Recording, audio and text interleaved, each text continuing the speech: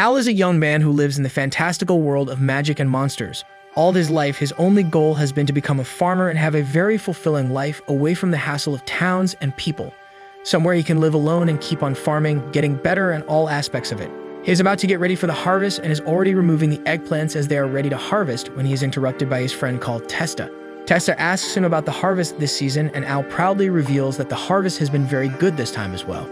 Testa asks Al to look at his stats, to which he agrees and shows off his stats. Testa is utterly shocked to see that Al has maxed out his farming abilities, and not only that, he has also maxed out his fishing abilities, which gives Testa a very bad inferiority complex since he is supposed to be a fisherman, and yet Al has better fishing stats than him. When asked by Testa about this sudden growth, Al replies that he got a special ability in his talent tree, which boosted his levels and stats. Testa sighs, knowing that you can't do anything about someone's luck, and to change his mood, he invites Al on a fishing trip. They both get a yacht and venture inside of the oceans, which are filled with giant fish and other monstrous creatures. A couple of giant fishes jump out of the water to try and take down Testa, and his boat, Boodle, uses his pole sword to slice the fishes into small pieces in the blink of an eye, shocking Testa completely. They both go back to their houses, and Al remembers that he has to take the produce that he harvested into the royal capital for sale, as if he is late, the vendors might buy from someone else, and there is a chance of his produce getting spoiled. He loads all of his vegetables into the cart and gets ready to transport them into the royal capital. While on his way to the royal capital, he overhears a loud roar, which he first thinks is the sound of thunder. But then he looks around and spots a giant dragon in the sky flying above the tree line. It seems to be attacking a bunch of soldiers on the ground as they try to leave. Al decides to help the men escape the dragon by distracting it and running away. He picks up the carrot he was eating and throws it at the dragon, hoping to distract him just a bit, before he himself flees the situation, but he is utterly shocked to see that as soon as the carrot hits the dragon explodes into small pieces. The soldiers on the ground are completely taken aback and wonder what kind of an insanely powerful person could kill a dragon with one hit, while Al quickly rushes off into the capital as he didn't want to be late. The confused soldiers later arrived on the road to try and find the person who saved them, but they only found a bunch of track marks made by a cart. Al reaches the capital, and on the gate, he is asked for his ID card, which he gladly shows them. He is then given entry into the capital, but before he could go to the vendor, he heard a loud noise and looked behind to see a hooded guy on a horse, running away with a young girl about his age in his hands. The guards try to stop him, but fail miserably. Thankfully, Al is able to jump towards the kidnapper and grab the girl out of his arms, saving her. The hooded guy furiously gets off his horse and moves towards Al with a short sword in his hands. He threatens Al to hand over the girl, but Al obviously refuses, which angers the stranger, who rushes with the sword drawn and slashes at him. Al is able to dodge his swing and perform a perfect takedown of his opponent, knocking him down using a judo technique. The guards quickly apprehend the perpetrator, and the girl thanks him, asking for his name. Al, however, remembers that he is getting late and quickly gets on the cart and rushes off without replying. Thankfully, he is able to reach the vendors in time and sells them his produce at a very good price. He starts to return happily, but the guards stopped him just as he was about to leave the gates of the royal capital. He gets confused and asks whether he did something wrong, but a voice from behind makes him turn around. He is surprised to see the same girl that he saved standing behind him. She tells him that she is the princess of this kingdom, and she orders the guard to stop him. He quickly gets off his horse and bows down to the princess, apologizing for high lack of courtesy as he didn't know who she was. She tells him to get up and orders him to stop being so formal with her. She introduces herself as Fall, the first princess of this kingdom, and Al finally introduces himself as a farmer. She is utterly shocked to hear that he's a farmer, and gets so impressed that she asks him to work for her. He replies that he doesn't want to work in the palace as he is just a regular farmer whose only goal is to keep farming for the rest of his life. The princess, however, isn't planning to leave his back so early, and she tells him that if he works for her, she will give him a huge chunk of land so that he could farm as much as he wants. Before he could reply, however, the soldiers that he ended up saving from the dragon returned back to the city and informed the princess that the dragon was dead, but they were not the ones who killed it. They explained that it was extraordinarily strong, and they were completely overwhelmed, but suddenly someone extremely powerful ended up killing the dragon. They also tell her that when she tried to find the person who did that, they only found the tracks of a cart. The princess puts two and two together and realizes that it must have been Al who killed the dragon. She quickly turns towards him, but is surprised to see that he already ran off in his cart outside the capital. He reaches back home and decides to turn in for the night as it has been a very tough and exhausting day, but is suddenly woken up by Testa banging at his doors. He quickly gets up to answer it and asks Testa if he wants something. Testa reveals that he has to run as a bunch of monsters are walking past the village and everyone is scared for their lives. Al quickly gets up and tells Testa to go ahead as he has to make sure that his crops are okay. Testa is taken aback by this and tells him that they aren't important, but Al still tells him to just go without him and he will follow. Testa tells him the destination where they are headed and tells Al to follow them soon. Al promises to do so and quickly runs towards the field. Thankfully, he sees that all his crops are okay and is relieved. Before he could leave, however, he spots a huge group of monsters moving past the village. He decides that he shouldn't intervene as it is the job of the soldiers to deal with them, but he starts thinking that if the kingdom ends up being destroyed by the monster, no one would buy his crops, and then he will never be able to become a farmer for life. This motivates him, and he starts following the trail. He suddenly reaches a dead end where he is surprised to see a bunch of guards dead on the ground. He notices a demon who is giving off a very strong vibe, trying to attack the king and his daughter. He quickly moves into action and disrupts the demon's attack, saving the already injured king and his daughter. The demon seems surprised at this newcomer who was able to disrupt his attack and asks him who he was. Al truthfully replies that he is just a normal farmer who lives in the nearby village. The demon then introduces himself as Romeo, the new demon king who has a vision of capturing the entire kingdom by killing the king, then posing as the king himself, allowing all the demons inside the country so they can seize absolute control. The demon decides to fight Al and draws his sword out before rushing towards Al with blinding speed. He tries to strike Al, but he is not fast enough, as Al simply grabs the sword with his hands and throws the demon king into a wall. The demon king gets up again and seems to be extremely angry. He tells Al that he isn't even using his full power yet and ends up transforming into an even greater demon, killing the rest of the guards on the spot. He threatens Al before rushing towards him again, but to everyone's surprise, Al simply dodges his punch and delivers a punch of his own straight to the face of the demon king, knocking him out completely. Watching their king be beaten so easily by the hands of Al, the rest of the demons quickly run away into the night sky, never to be seen again. The next day, Al is invited into the palace, where the king formally thanks him for his help. And not only that, he also personally offers him any position at the palace that he would wish to have, as the king considers Al to be better than 100 men combined together. Al graciously declines again, repeating that all he wants is to live his life in peace as a farmer. The princess intervenes this time and tells Al that she's going to hand over the giant chunk of land to him for saving their life, and he could do anything with it. Al gets seduced by the thought of having such a big farm and accepts. Later, the princess asks him to just register at the Adventurers Guild and help them sometimes when the matter starts getting too out of hand. This time, Al accepts her offer, making all the parties happy. Al is finally able to see his newly acquired land, but he is shocked to see that the entire area is completely barren as of now, and he will have to make it workable again before he can start growing produce again. The next day, the princess accompanies Al on a short date in the capital with the excuse of showing him around the city. They go to several places and eat a bunch of food before deciding to head back to the guild to register Al as an adventurer. He asks the princess whether it is okay for her to come, as she is supposed to be a very well-known and important person. But she replies that one of her maids has taken her position, pretending to be her, and she is also wearing a special hairpin that completely conceals her true identity. Both of them entered the guild, and as soon as the guild master saw Al, he rushed towards him, asking if he was the rumored adventurer who helped the royal family. He quickly takes him to the front desk, asking the receptionist to register him in the guild. Before he could get registered, however, his stomach started rumbling and the guildmaster let out a big laugh, ordering the receptionist to get something for him to eat. The receptionist takes him upstairs, gives him a hearty breakfast that fills him up, and then starts the process of registering him in the guild. She asks him about himself, and he explains to her that he just wants to be a farmer, and he is doing adventures on the side during his free time. Suddenly, however, the three adventurers that Al saved from the dragon enter the room and recognize Al, claiming that he is the adventurer who slew the S-rank dragon of the forest single-handedly with just one hit. This draws a lot of attention, and everyone starts looking at him. He quickly tries to dissipate the situation, claiming that it was just an accident as he doesn't want to draw any unnecessary attention to himself. The adventurer trio introduces themselves as Jake, Luke, and Lamia, who are all high-class adventurers themselves, and they thank Al for saving their lives the other day and move away. Al turns towards the receptionist again, who tells him that he is currently a G-rank adventurer, and even though he seems to be very strong, he won't be able to take any higher-ranked quests.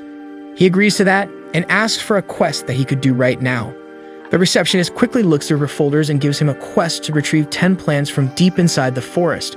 According to her, these plants are excellent for vitality and are often used by adventurers to restore health. Al gladly accepts the quest and gets up. He asks her name, and she introduces herself as Helen, who works as a receptionist and the caretaker here. She then gives him a robe, which she claims will increase his defense a bit.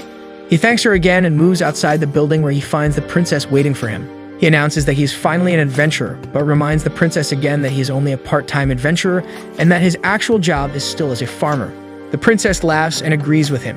He tells her that he is going to the forest now, and it could be dangerous, so he cannot risk taking the princess with him. She agrees, and they both part ways for the time being. He goes inside of the jungle and starts finding all the plants he needs. He is able to collect 9 plants without incident, and now only needs 1 more to complete his quest. He tries looking around, but suddenly feels something behind her, and is terrified to see an orc. The orc quickly jumps on top of him and grabs a firm hold of him. He gets terrified and starts screaming for help, and suddenly someone launches forward and kills the orc with 1 swift strike. He looks up to find Jake standing there. He thanks him, and while they were talking, both Luke and Lamia also arrived at the spot. While they were talking, Al also picked up a weird-looking black scale, which he had never seen before, and no animal in this forest should have such scales. Jake explains that there have been incidents of people finding these scales, but they have never seen the actual animal from which they come. Lamia also advises Al to take the scale and sell it, as it might fetch a good price. They were still discussing the scale when suddenly they all felt an immense amount of pressure surrounding them. The pressure was so vile and evil that every single one of them froze on their spot, unable to even move. Suddenly, they hear a loud noise and spot a giant black dragon emerging from the ground and walking towards them. His power was so overwhelming that even Al stood there, frozen in place, trembling with fear. The dragon moves towards them, but because of the extreme pressure, none of them are able to move. Thankfully, the dragon decided to walk past them without hurting them. They all let out a sigh of relief and quickly ran outside. The next day, Al goes to the guild with a very serious face and spots Helen. He tells her that he wants to discuss something extremely important. She quickly arranges a meeting with the guild master and everyone gathers around. Al and the others describe their experiences, and he notices that Helen seems to be sick after hearing about the black dragon. The guildmaster claims that the dragon is supposed to have been defeated a long time ago, and according to myth, the dragon is the sign of the destruction of the entire world. As soon as he said that, Helen fell onto the table dizzy. Everyone starts tending to her and wants her to rest, but she refuses, claiming that she has to learn the entire thing. She asks for more information, but the group informs her that the dragon simply passed them and disappeared into the forest. Suddenly, however, Al remembers that he found the scale. He presents the scale to everyone, and to everyone's surprise, Helen simply falls over, completely unconscious. Everyone rushes to her, and they take her to a different room so she can rest. Al goes to a separate room, still very confused by everything. Just then, an old woman walks in, introducing herself as the foster mother of Helen. She explains to him that a mysterious force destroyed her village 15 years ago, killing everyone there. Somehow she was able to survive, was swept away in the ocean, and found her way to the shores of this city. She found her, and the only thing that she had was the robe that she gave to Al. Al claims that he will get to the bottom of it and find a way to defeat the dragon. The old woman screams at him, telling him that he is a G-ranked adventurer and should stay away from this matter. He replies that he won't be going to actively fight against it, but he will try to collect as much information as possible from the library and other sources to find a way to defeat it. The woman relaxes after hearing this and gives him some health potion, telling him that she will make it a quest for him, so he can even earn money for it. He thanks her and leaves the guild, making his way towards the library. While in the library, he searches through all the modern books but finds no mention of the dragon anywhere. Then he remembers the story of the old lady who told him about the mysterious disaster that happened in Helen's village 15 years ago. He tries to go towards the section that has information about incidents from 15 years ago, but he is stopped by the librarian who claims that only people of a certain rank can access those books. He pleads with her to let him have a look, but she plainly refuses to let him see. Suddenly, he hears a voice from behind and turns around to see Fall standing there. The librarian is shocked to see the princess herself here and asks if Al is with her. She replies that she gives Al permission to look through the old books, and of course the librarian agrees to that. She sends both her and Al into the room, where they both access the books with the records of the incidents from 15 years ago.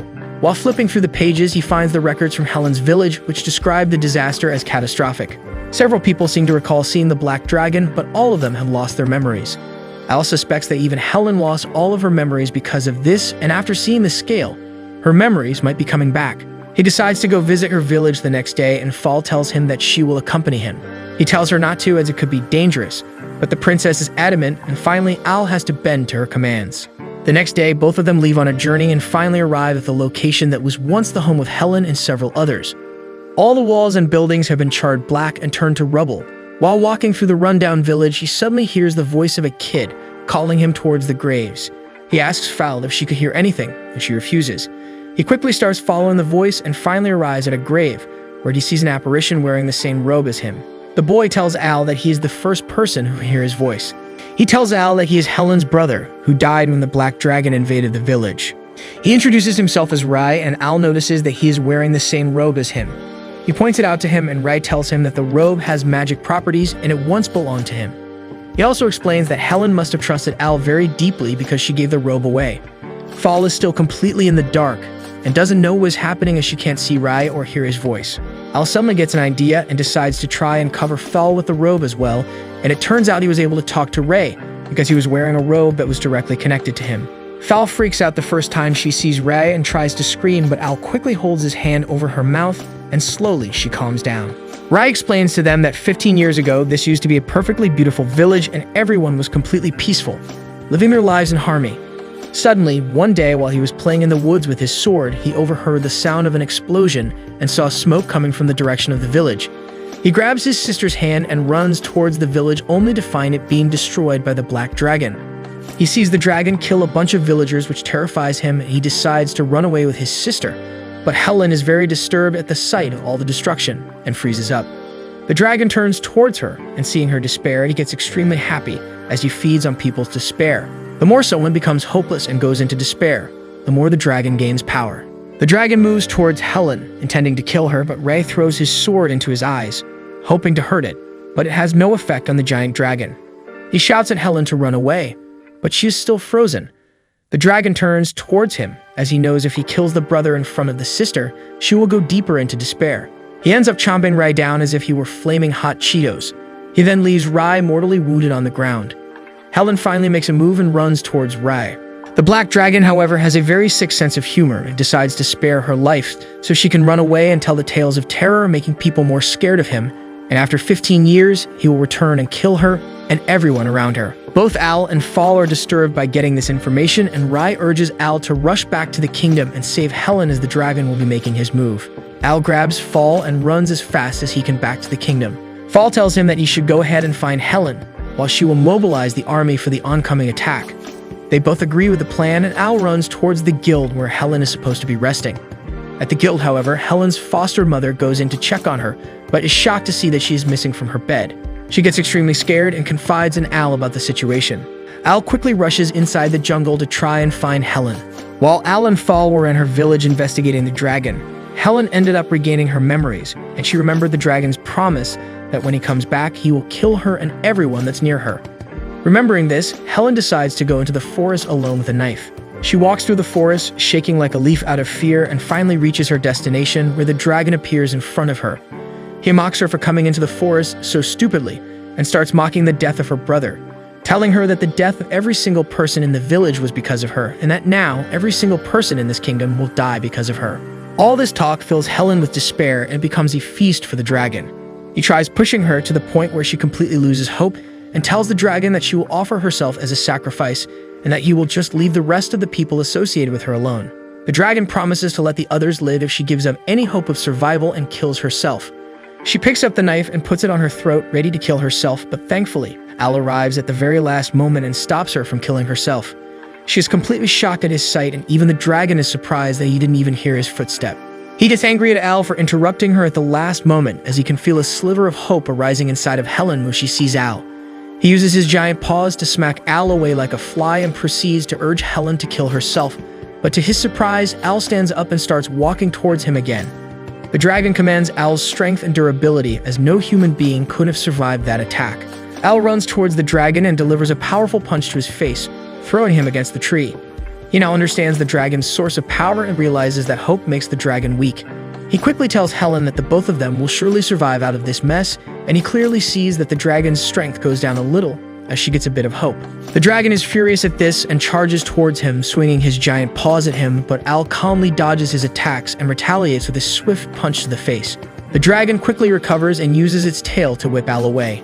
He falls to the ground, and the dragon tries to crush him with his foot, but Al grabs it and holds it up. He quickly dodges the strike and runs away. The dragon uses his fireball attack, which blows Al away, but he is still able to stand up.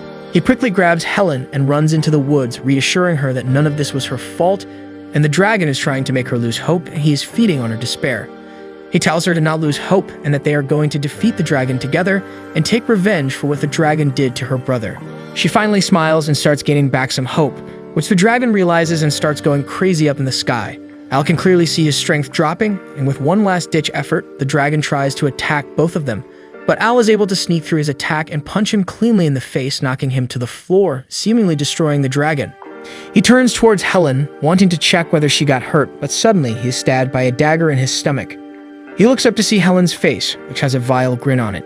Helen twists the knife inside of Al's gut, which results in a wave of intense pain rushing through his entire body. He tries to take one of the health potions that he has, but because of the pain, he fumbles the bottle, and it spills over. Helen doesn't waste any time as she rushes forward with the knife in her hand and starts swinging it on him. He tries to use healing magic on himself, but the wound is too deep. Helen comes in for one final attack, which would have definitely killed him, but suddenly something comes and stands in front of him, protecting him from Helen's attack.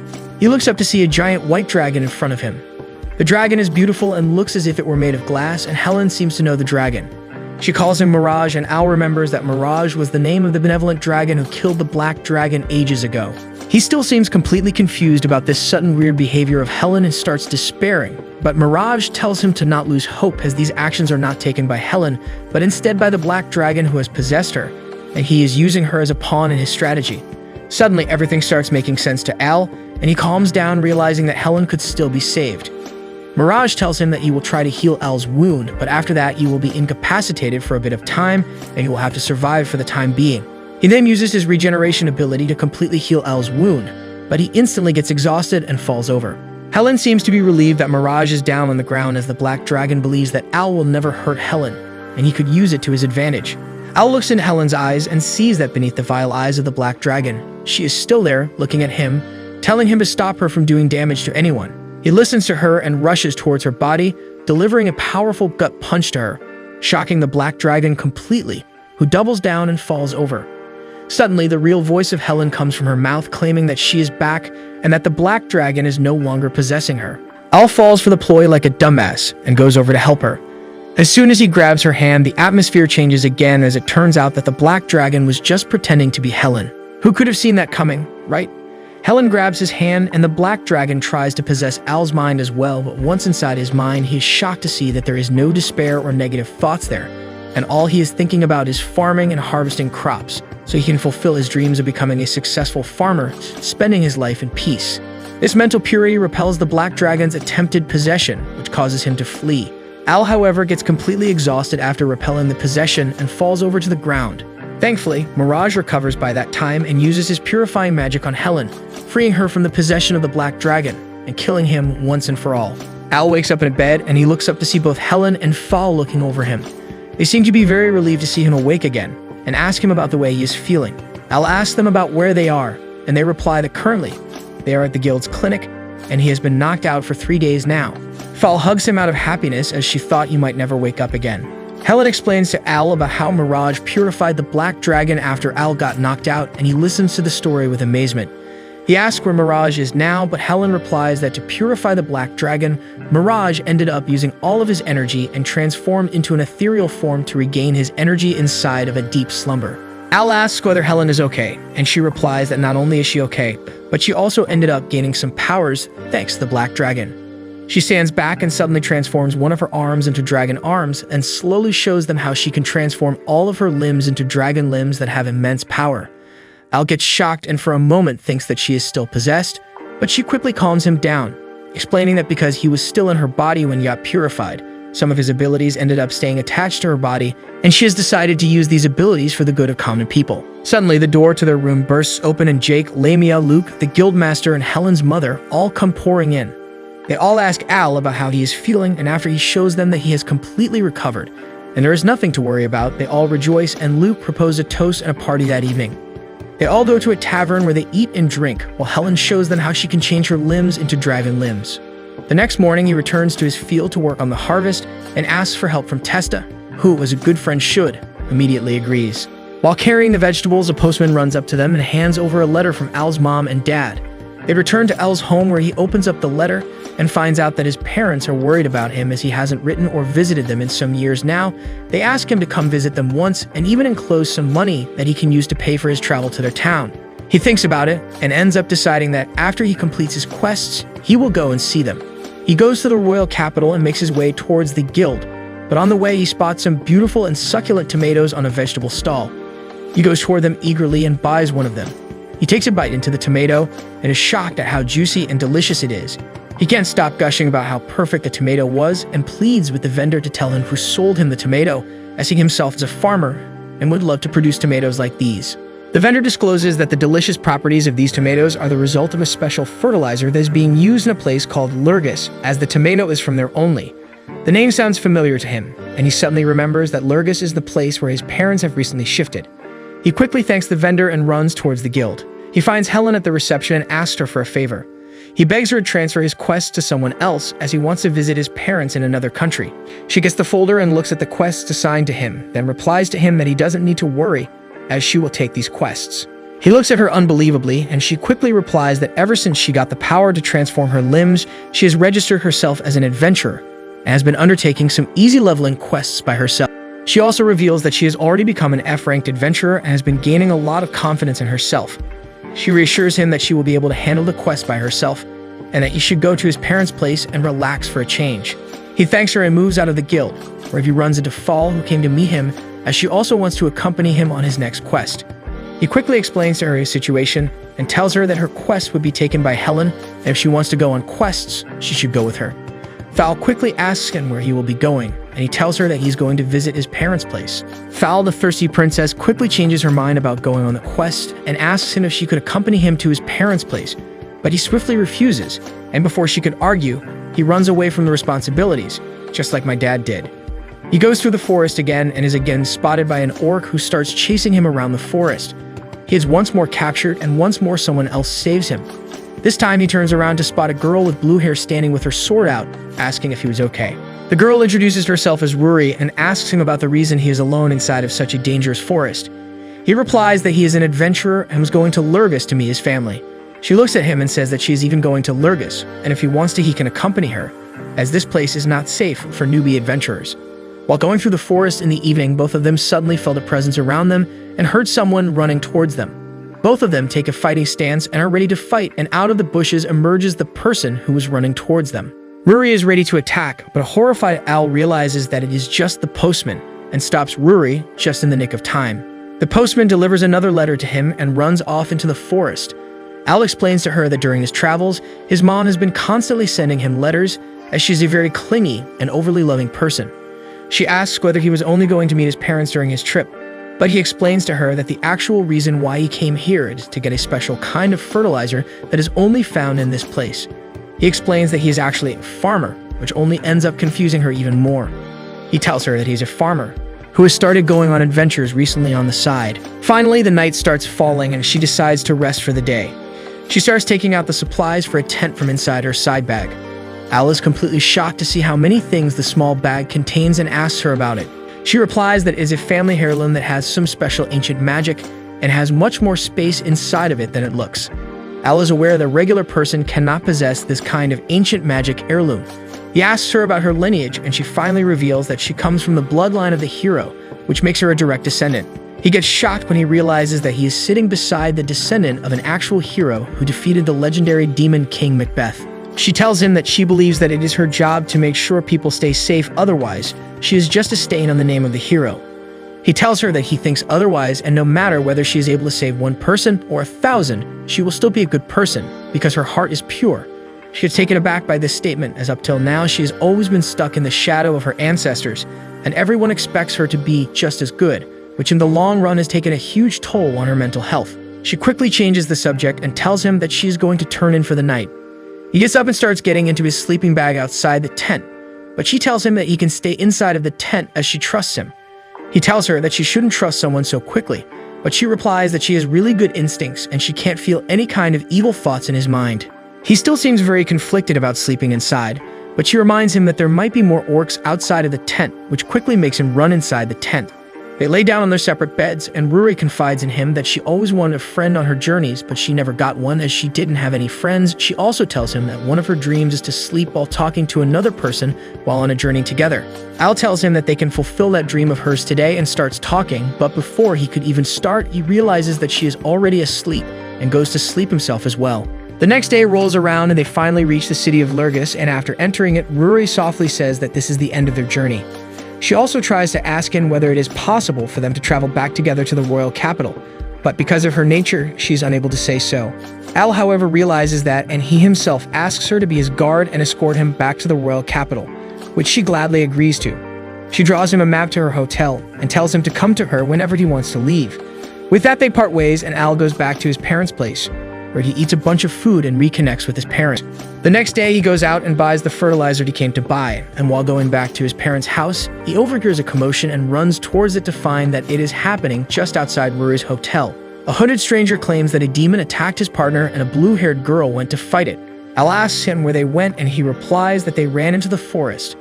Al follows the trail and finds a hooded girl in the forest screaming as a worm monster tries to attack her. Al quickly jumps to her defense and defeats the monster with one blow. The girl clings to Al, thanking him for saving his life, but when he isn't looking, she quickly transforms into her real form as a demon and tries to attack him. Thankfully, Rory arrives at the last moment and quickly dispatches the demon. She tells him to be careful as the demons here can transform to look like humans, and just then the same hooded man who pretended to have been attacked by the demon emerges from the shadows and commends both of them for being able to defend against their attack. The strange man introduces himself as Loki and tells them that he knows everything about them, even the fact that Al was the one who defeated the last demon king and defeated the black dragon by himself. He tells Rory that she was just a pawn and the person he wanted was Al himself. Hearing this, Rory rushes towards him with her sword drawn and tries to hack away at him, but Loki cleanly dodges and hits her on the back, wounding her terribly. Al runs towards her and quickly uses recovery magic to heal her wound before standing up to face Loki. He runs towards Loki and tries to punch him. Loki is easily able to grab his hand and throws him into a tree, but Al recovers his balance mid-air and launches himself at Loki again. He dodges one more time and delivers a powerful punch to Al, making a hole inside of the ground. Surprisingly though, Al comes out of the hole, barely hurt, and is able to finally deliver a punch on Loki's face. The punch barely affects Loki, and he himself punches Al, which sends him flying away. Al is able to get up again and uses recovery magic on himself to get healed and ready for the next attack. Loki reveals that after dealing with Al, who he now knows for sure could be a problem later, he will deal with Helen as well.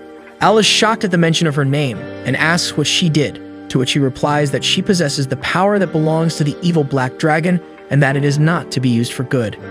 He then proceeds to summon two giant worm monsters who attack both Al and Rory. Al is able to dodge the attack, but Rory seems to be frozen in place, so Al quickly runs towards her and carries her out of the way of the attack. The worm attacks Al again, but this time Rory is able to defend him against the attacks. Together, they are able to ward off any attacks by the monsters, but Loki ends up using explosion magic, which hurts both Al and Rory. He then proceeds to summon more monsters who hold Al down to the ground while he moves towards Rory with the intent to kill her once and for all. Suddenly, however, Loki turns back to see that his monsters have been turned to husk and Al is again on his feet with a bag of fertilizer in his hand. He explains that this fertilizer contains a bunch of pesticides inside of it that are extremely effective against worms and leeches. He then jumps towards Loki again, but by this time, Al himself is completely tired out but still tries to keep fighting. This lights a spark inside of Rory, who realizes that even though Al knows that he can never win in the condition that he currently is in, he is still trying his absolute hardest to protect her. So how could she stop trying and accept defeat? While Loki is busy dealing with Al, she calmly steps up behind him and stabs him right through the stomach with her sword. Loki calmly turns around and tells her that no matter what she tries, she cannot defeat him. He then proceeds to simply walk out of the sword and turns around to face her. Suddenly, however, something changes inside of Rory, and she seems to be overflowing with a new kind of energy. She starts glowing, and an intense energy field surrounds him, which even shocks Loki himself, who never expected something like this from her. She rushes towards him with blinding speed and delivers a swift cut, which Loki tries to dodge but is unable to completely. He gets hit a bit, and his wound isn't healing as fast as it should. He starts panicking a bit, afraid that Rory's hero powers are finally surfacing from inside of her. Rory doesn't give him any time and decides to go in for another attack, which hits him right on the body and is so powerful that it disintegrates his entire body into dust. Al walks towards her and is happy to see that she's okay. He, however, is so tired that he ends up falling on her lap and sleeps for hours on end. He wakes up to find himself still in the forest with a clear night sky visible above him. He gets embarrassed and quickly gets up, but Rory tells him that it is completely fine and that she really liked it. Al tells her that he finally feels like he has recovered enough to walk on his own, and they both walk outside the forest towards the hotel where she will be staying, and he returns back to his house, The next day, he leaves his house to get some more fertilizer, as he ended up using all of it in his fight against the worm monsters. And after getting it, he gets accompanied by the descendant of the hero, Ruri herself, who is here to complete her promise of escorting him back to the royal capital as his guard.